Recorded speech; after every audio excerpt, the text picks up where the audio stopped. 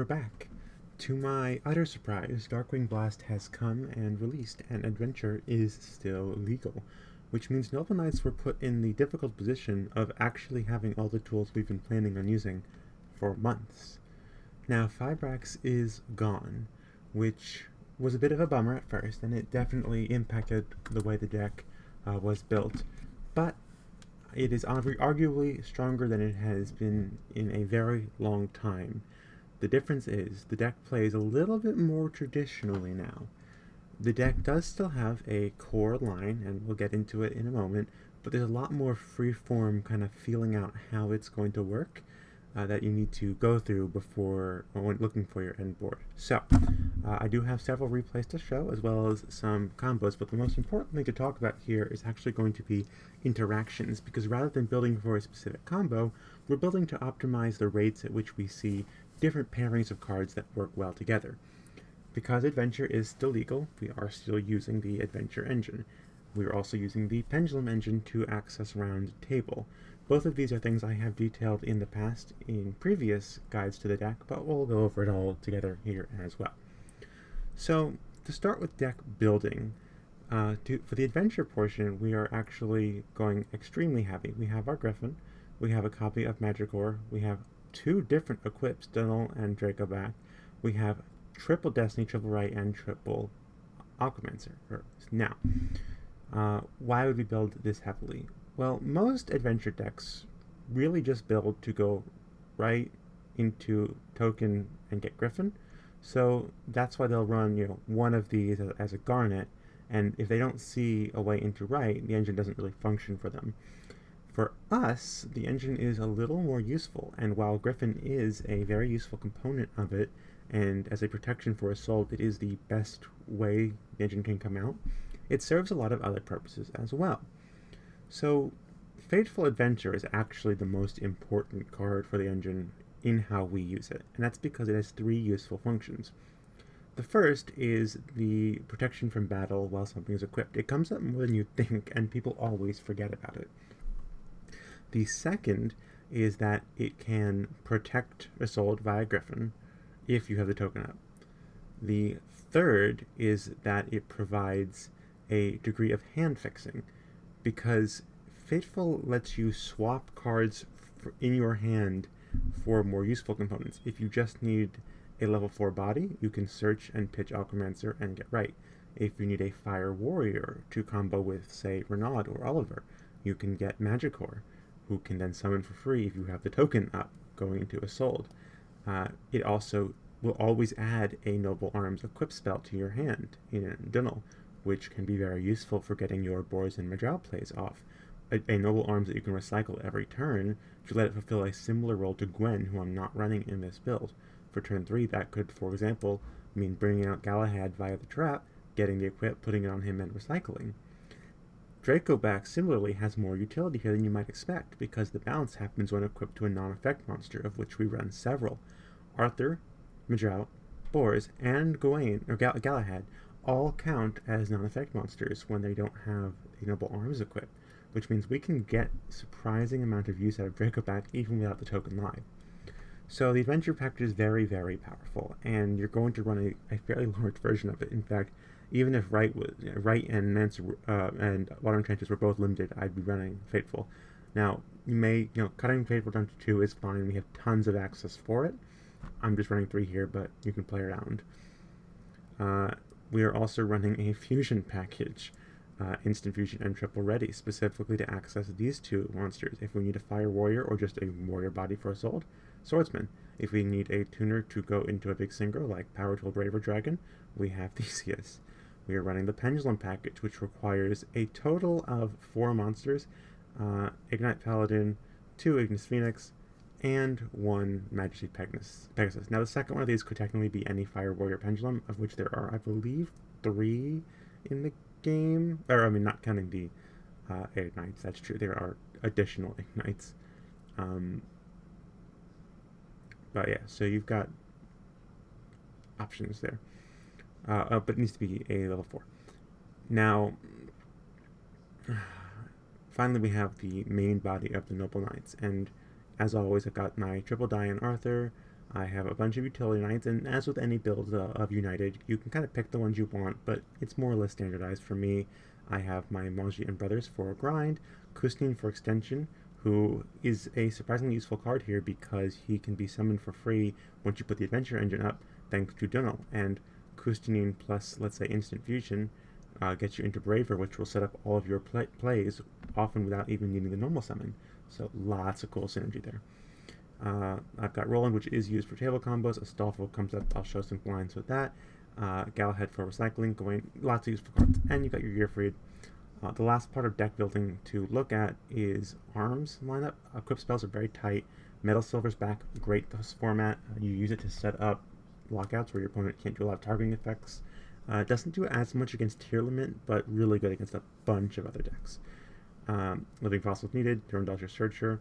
You've got those two, and then you're really just going to be left with a couple of slots. If you want to push up your arms count a little bit, you can. Just be aware of breaking risks. For me, I wanted 2 more. Joyous is extremely useful. You're pretty much always going to want him. And I chose Excalibur for the rank up potential, but there's other great options. Destiny and Arbitrator are also really, really useful, and you may decide to go with one of those or both of those. You do have some flexibility. Extra deck lineup is pretty standard. We got our 2 fusions. We have our big boss monster synchros. Right now I'm running Savage. It's more accessible with the bodies you often have left on board. Baron is really useful still, though. Its ability to reset Braver Dragon by synchroing Braver and a level 1 tuner into Baron, and then cycling back into Braver in the standby to re-equip all the equip spells is a very cool line that I'm exploring. Baron can also pop Ignis for some neat shenanigans if you just have him. Yeah, options are out there, as well as 1 Roland, 1 of each of the kings, 2 Assault are mandatory, Beyond is mandatory, and then Appaloosa, Unicorn, and Elf are all optional flex slots. You're gonna often find situations where you have Sphere Bodies at the end, and there aren't a lot of great Link 2s you can go into, including Beyond. Elf is arguably the best right now because you can bring back Assault as all, and these 2 are just good generic links, but you can swap them out for links or synchros, whatever you're looking for. So, that is basically how the deck is put together. Alright, so let's look at a couple of the interactions and combo lines and kind of give a demonstration of how all that works. So, to start off with, I'm just going to put 2 warriors on board.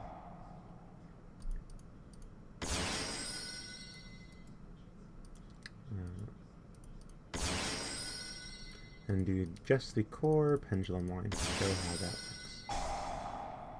So, you make your assault, and you add your ignite.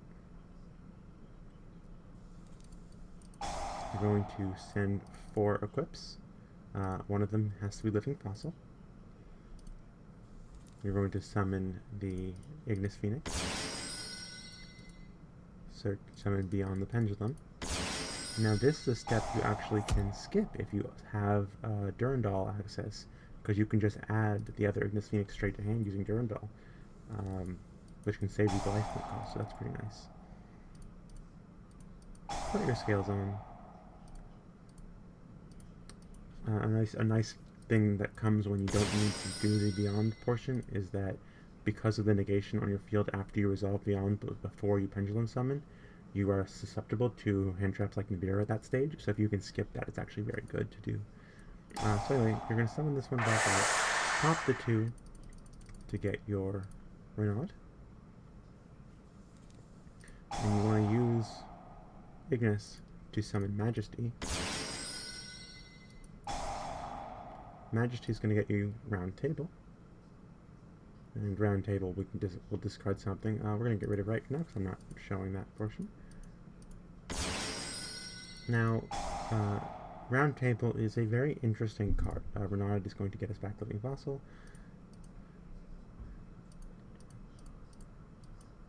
And the thing that's important to note at Round Table is that it's one of those cards that has always been incredibly useful if you can set it up for free, basically. If you can search it as part of your line, it's great, but it doesn't contribute to your actual getting bodies on board game plan.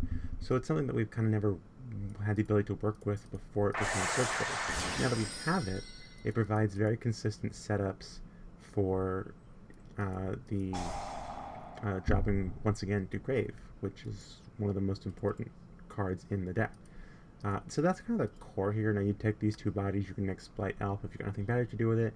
She's a tuner though, so if you have a level 4 body, and you can just make Savage here instead, and that provides another disruption to your board. Like so.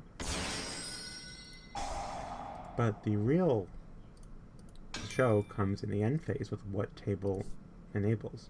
So Tables is a card that grows in usefulness the more names you have set up.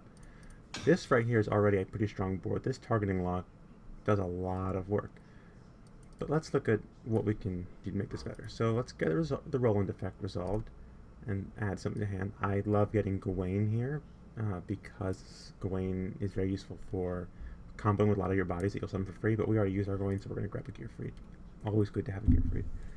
Now, Table, we're going to start by using its 3 effect, which sends an Open Light from Deck to Grave, and we'll send Little Roland. Little Roland is going to get us Ogier to hand.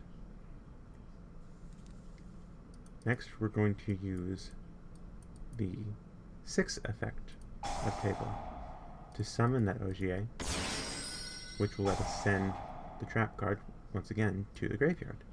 So that's set up. And we actually have enough names to then use the 9 effect. And the 9 effect will let us recycle a body. So we start putting stuff back in hand very reliably. Now, there are a lot of things you can do with this, so let's look at interactions here. If we put the Brave portion up, and let's go ahead and grab a tuner. I'll showcase how some of that can interact. And go ahead and get our journal and add to hand. Now, I didn't actually use die here, which is fine. So let's go ahead and grab Kust so I can demonstrate how that would work in this scenario. And let's say I don't have all the bodies I want, but no, I'd like to get Griffin up. Fetch that, it's fine.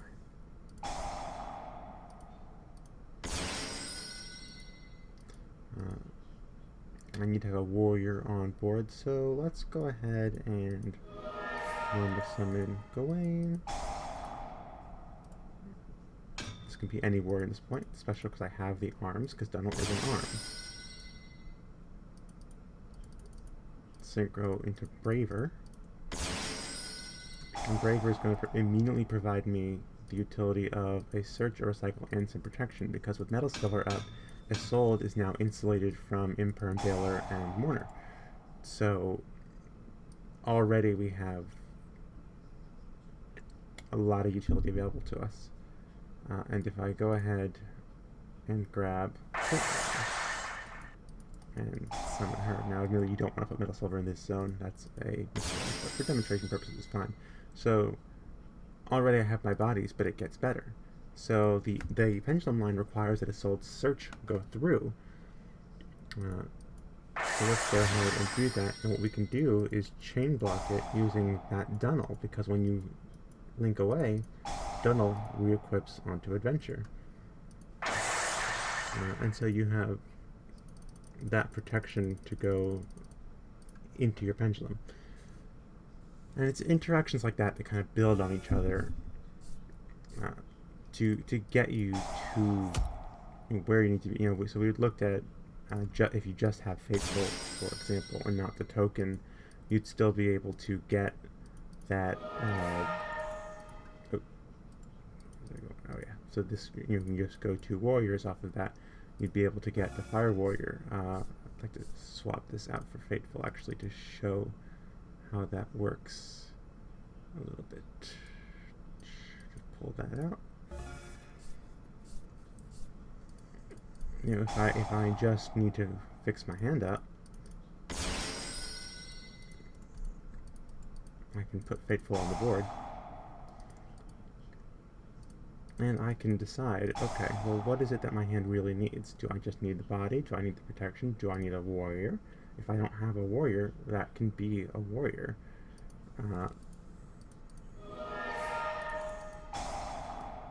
And Destiny being able to get your equip spell means that if you have one of those hands that you want to go a different route with, if let's say you want to make Boar's plays off a Sold for whatever reason, you have your arms ready there.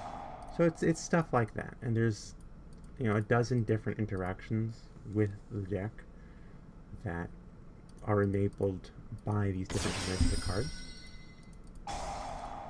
And just like that, I have my boards, and so if I wanted to say get triple Durandal here, well, actually I already sent one, so we got unlucky. Oh well. But if I hadn't sent Durandal, I could have triple Durandal, get one half of my pendulum scales, get the other off, or you get off the Search from the Soul. You've got options like that. And finally, the Adventure equip spell, when sent by Isolde, can float. So with all of that shown, I'm going to show some replays that kind of demonstrate how the deck flows.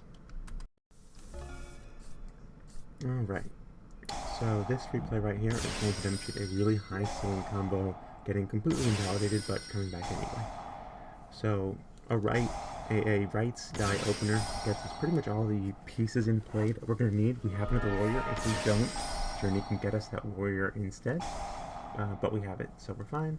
So we're just going to spend 4 and do some pendulum shenanigans, all of which are protected by the existence of Griffin.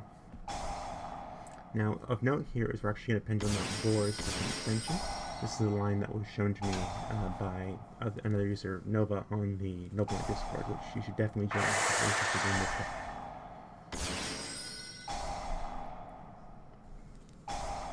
So we've resolved Boars and gotten both of our traps in the grave, which is just phenomenal.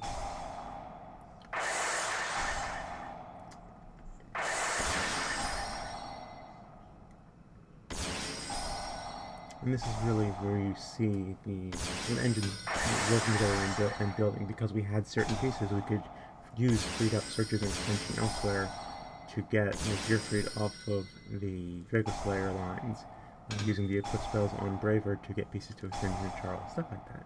So just a phenomenal board, and you can see we're filling up our entire hand in the end phase. And our opponent is going to drop Ruler, make a few plays.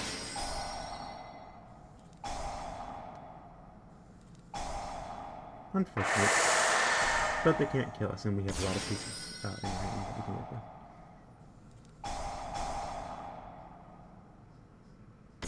That. Start resetting some pieces. They're going to shove the Griffin back on top of the deck, because we don't love that.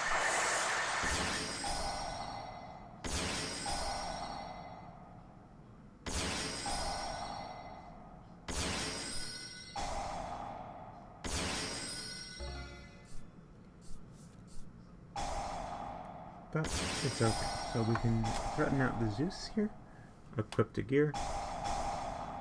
Opponent gets some nice searchers, got 2 pieces there in their hand if they survive, but we don't really need to worry about that because we are free to make our kings and combo off.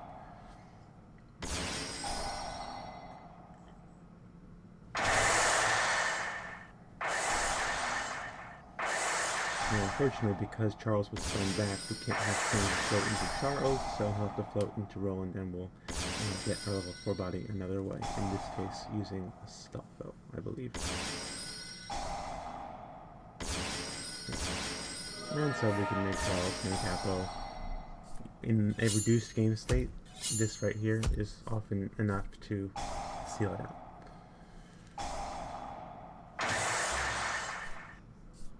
And opponent doesn't have anything that can deflect the disruption, so Channeler and gets the concession. Okay. Here we've opened a couple of our targets, not ideal, but our opponent doesn't have any hand traps, so it's going to be fine. Reddy's going to get us another warrior body, so we can go straight into Assault. And just start doing some pendulum stuff. And this is something that happens every now and then. You'll have your hands that just don't play through a hand trap, and it's always disappointing, but not necessarily the end of the floor.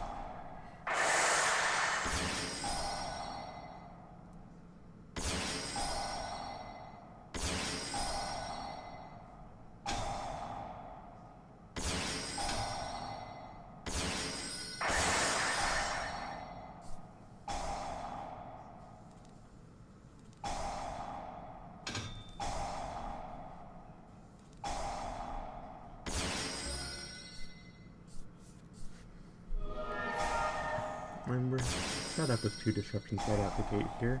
We also have a decent amount of grind set up, so I'm not terribly concerned.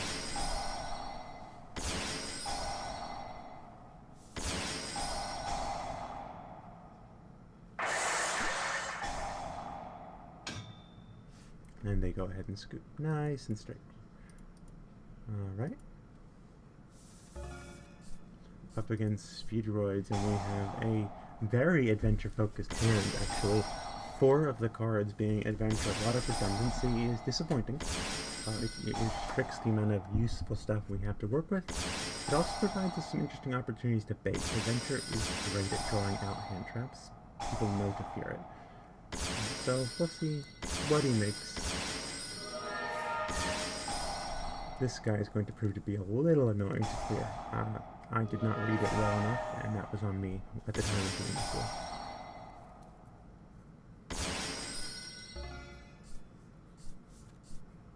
Durandal's a great top deck.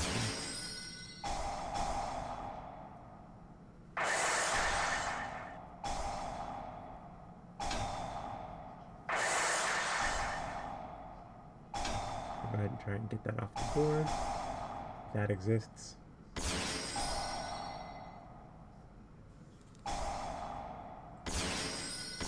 And so we have a line into our combo, but we're actually not going to be able to remove this because it is unaffected. A trap I will fall into for 2 consecutive turns before I remember to play around it. My bad.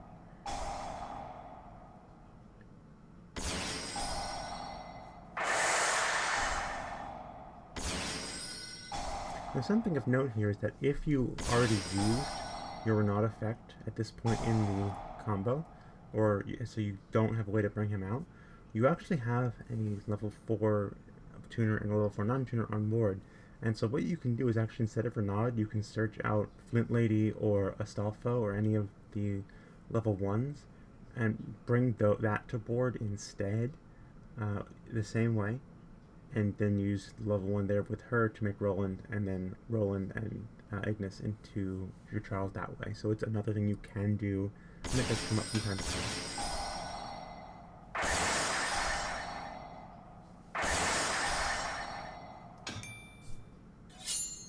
I'm just going to get through that, and I figure he probably can't do too much damage with that Sicker.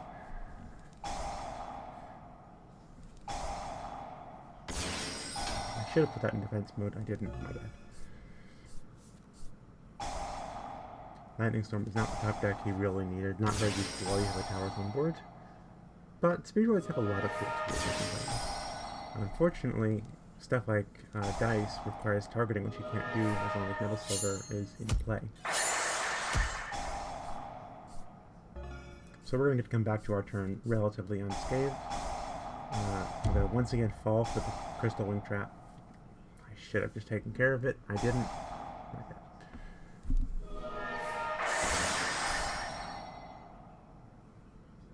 As a result, we're going to end up passing here pretty much unopposed.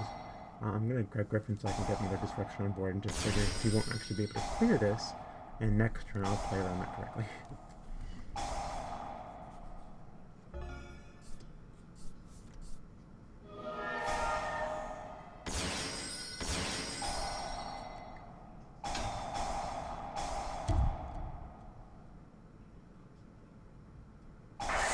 And Crystal Clear Wing is removed from the board.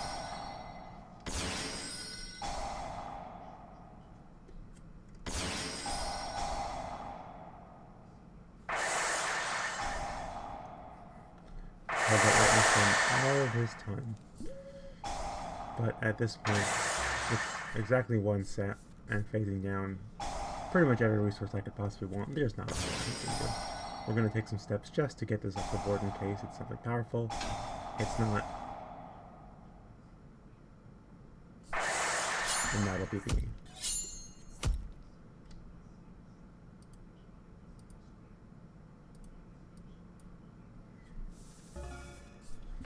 Here, once again, we have a little bit of redundancy, but overall it's a perfectly solid and usable hand. But we don't have the second Warrior X, so we're going to use Journey to get Magikarp out here. This does deny us the Griffin protection, but it gives us some bodies to play with. If they have hand traps, a bit unfortunate, depending on when they drop them. Still some stuff we can do. Just kind of gotta see.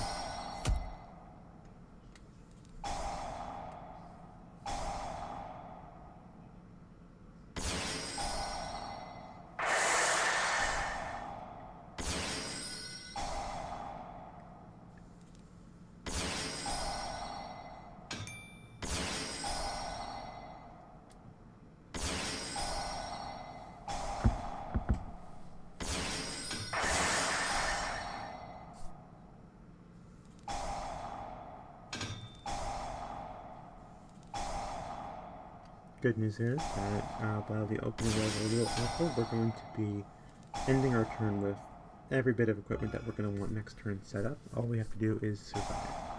Superpower is a bit of a painful opener, I confess. But they left us Charles, which was an interesting decision on their front. And this surprises me because getting rid of Charles would have dealt with the Metal Silver Oliver lock, which is severely damaging to Runic. Runic has difficulty dealing with that. A lot of their best effects have it. So they're going to go ahead and go into Bakuska here because they've realized what they've done and let us have it. This is going to be a mistake on their part because the Adventure engine will just kind of deal with that. Right, it's going to bring a token. Journey's going to bring us Draco back straight to the field, target the Bakuska, and that's all it takes. Very noble heavy hand, but this is going to be another example of how Journey can be helpful just on its own. Here we decide that we would like to get bait, and the reason we're doing this is bait. Right, get Aquamancer, banish Aquamancer effect, just dares your opponent to do something about it.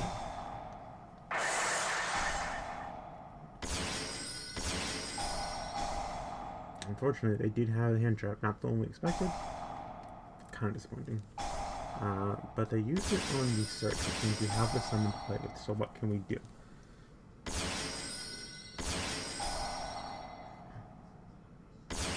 And we just make Charles.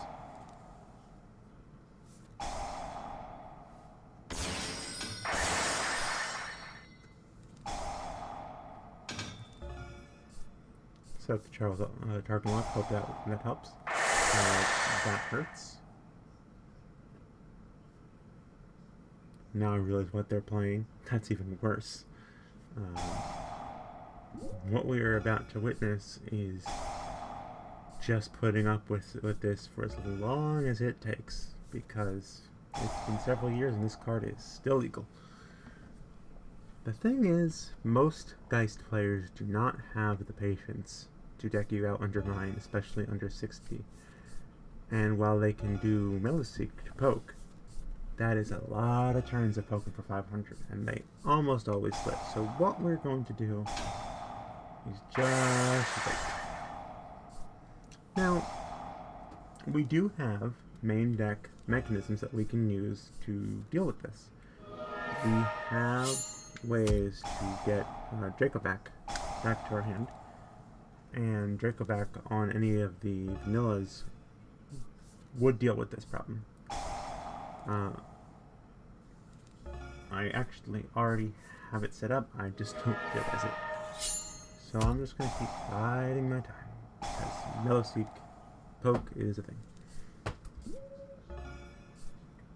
And eventually, he is going to get tired of it and try and push for gain, and that's what I'm counting on.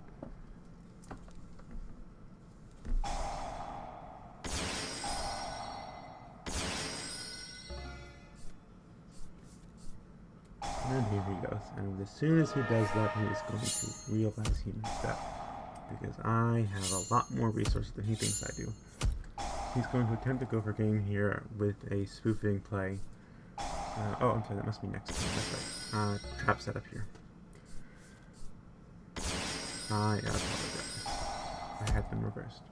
So Judgment on King Kust is a Kinetic Light. It makes sense, but this is why Kust is so good. He immediately is going to float. Faker's going to bring out Silk, but by the time Silk comes out, we have given ourselves targeting protection, which means we're golden.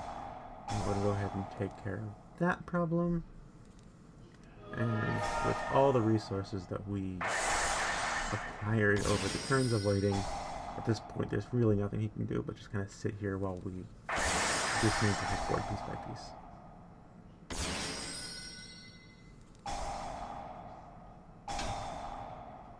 Take care of that, and now I have my spells again, and he surrenders. Alright. And one last replay to show. Against punk zombies. I believe this replay would actually capture before the ban list, if I'm remembering correctly, so I think the punk deck has Hulk access. No, it would have been after the ban list. I didn't start recording these back then. Never mind. I don't know what I'm talking about. I'm going to go ahead and go up Pure Food here because I already have them in hand.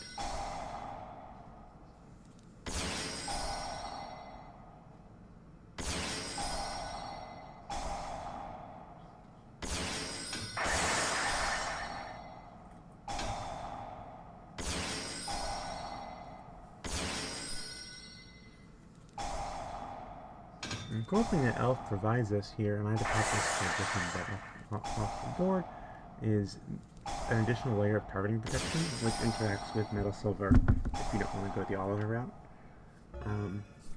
It can be very obnoxious, and he's about to see that. So, the Zombie World hurts. It makes our has to take a lock, but Unizombie can't be activated as long as the targeting lock is up, so he's going to go straight full Telegram, which we're going to go ahead and take care of, and that's really all it takes to get rid of him. Alright, so that's some kind of demonstrations of how the deck is flowing right now. As you can see, basic bread and butter combo combined with a little bit of extension in a few different directions depending on how you open your hand. Yeah, hope that seems good to you.